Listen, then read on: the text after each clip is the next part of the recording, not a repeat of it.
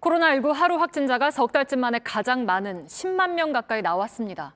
위중증 환자는 전주보다 2배 가까이 늘어서 170명에 가깝습니다. 방역당국은 시민들 스스로 방역을 지켜줄 것을 거듭 당부했고 정부는 관련 방안을 내일 발표하겠다고 했습니다. 유한울 기자입니다. 휴가에서 돌아온 사람도 지나가던 어르신도 코로나 검사를 받습니다. 약 한 달 만에 서울역 광장에서 다시 볼 수 있는 모습입니다. 코로나가 다시 유행하면서 어제 오후부터 검사소가 운영을 재개한 겁니다. 오늘 영식에 준 신규 확진자는 99,327명입니다. 지난 4월 20일 이후 석 달 만에 가장 많이 나왔습니다. 전주보다 2배 안팎으로 뛰는 더블링 현상은 주춤하지만 증가세는 계속될 전망입니다.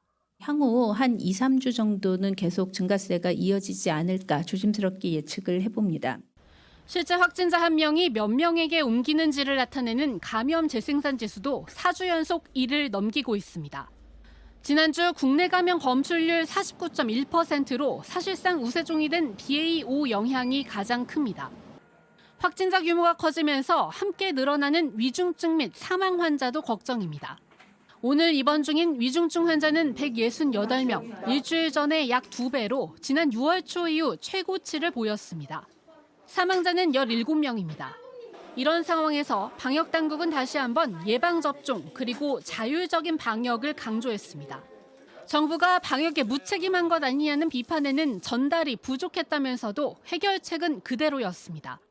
시간이나 인원을 제한하는 조치를 취하는 것보다는 2년 반 동안 쌓아온 경험에서 취득한 이런 지혜를 가지고 한덕수 국무총리는 더 나아가 내일 자율적인 거리두기 실천 방안을 발표한다고 예고했습니다.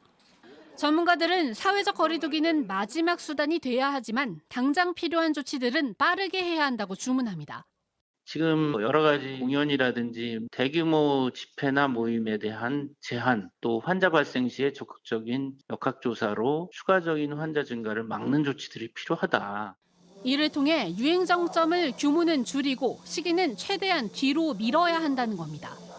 전문가들 사이에선 지난 정권과 비교하면서 마치 아무것도 하지 않는 걸 과학 방역이라고 생각해선 안 된다는 쓴소리까지도 나옵니다. JTBC 유한울입니다.